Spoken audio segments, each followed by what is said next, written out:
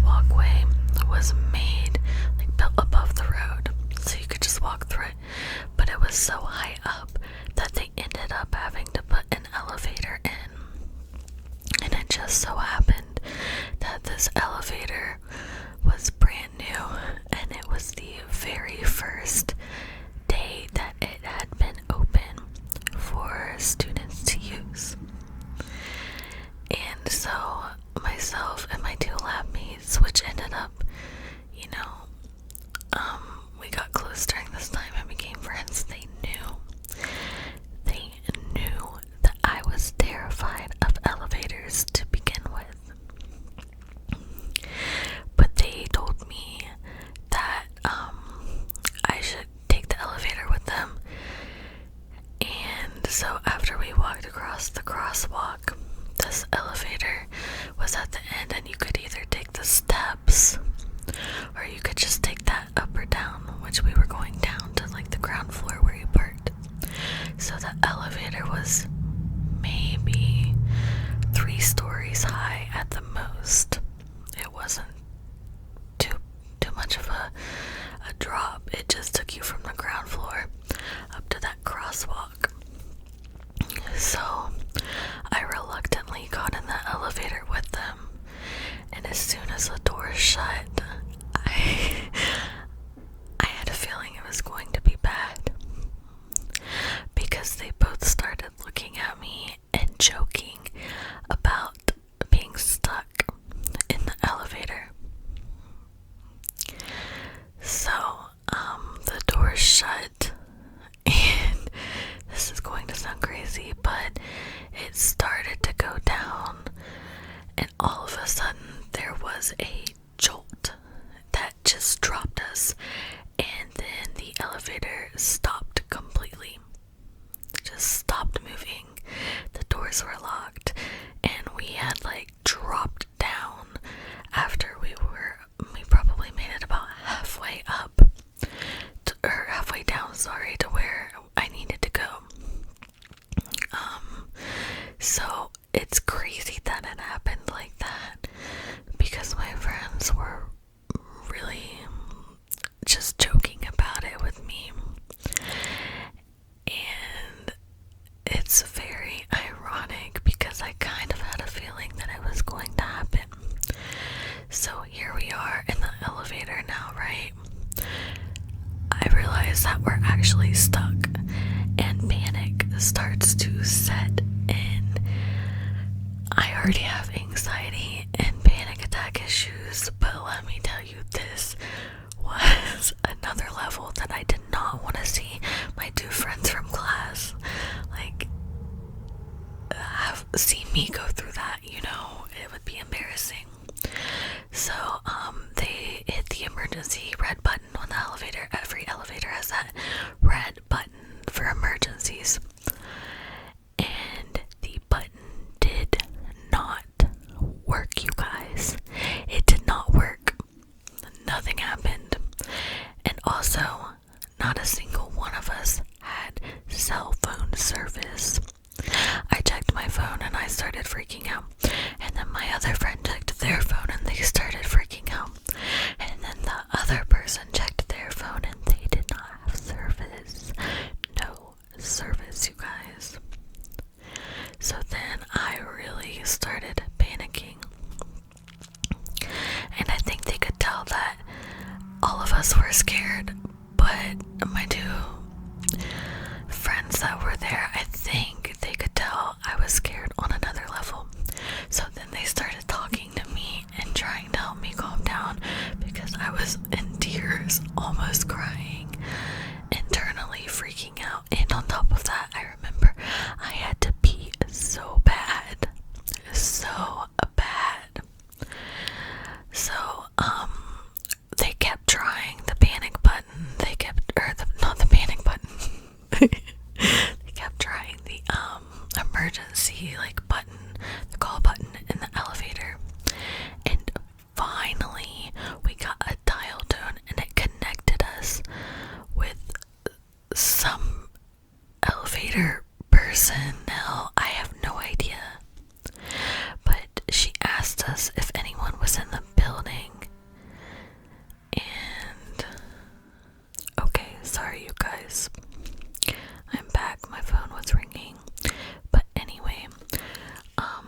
So we finally got someone to answer the emergency button in the elevator, and the lady on the line asked us if anyone was in the building. And we knew from prior classes that we were the only ones left in the building, and that all the teacher and the professor, and the students had already gone out and probably had left at this point. And we said we didn't think so. Sometimes there was a janitor there. But we didn't think anyone was in the building. And the lady said that they had a signal that our elevator went down, but they couldn't get anyone at the school to answer. Which makes sense, because I guess if someone was at the school, there was one person who had keys that could unlock the elevator and hopefully bring it down if it wasn't broken. But, I don't know if that could have happened anyway. Because of the jolt, it kind of seemed like something was broken, So she said that she would call 911 services for us because there was not really another option. So, I think she called, and I don't know, it's probably about a half an hour later, honestly, that, I think it was either the volunteer fire department or a cop showed up first, and we could hear them knocking below us, asking if we were okay. And of course, we were kind of okay. It was getting really hot in there, and because I was panicking and freaking out, I was extremely uncomfortable and sweating. And where I live, at least, it's acceptable to, just throw on a hoodie and go to class. And that day, I had only worn a tank top under my hoodie, which, some people would be comfortable in, but I was literally so hot that I just stripped off my hoodie and was in a tank top, which is not, inappropriate, but it's just something out of the ordinary that I would wear around two people in class, in an elevator, in a small room together. I don't know. Maybe I'm just weird. But anyway, so I was taking off my hoodie, and one other person was taking off their shirt because they were hot, and no one had any water, no one had any cell phone service. And like I said, I also really had to pee, so it was uncomfortable. I did not know if I was gonna make it. So some more time passes, and we're wondering what's happening because we heard a little bit of banging earlier from whoever first showed up, and then it was quiet again. So probably about an hour later, we heard another person down at the bottom banging again and asking if they could hear us, if we could hear them, which we could. And they told us that they had to call in a fire department from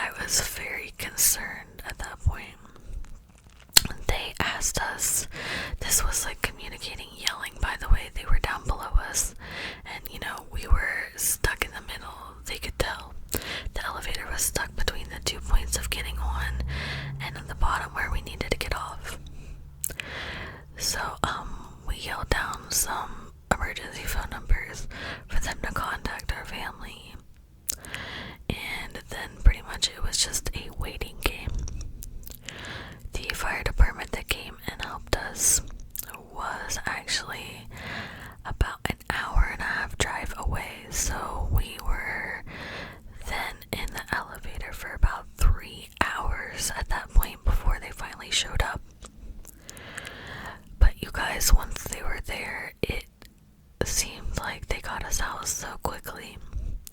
So somehow they had to use some kind of pry tool to pry open the doors of the elevator.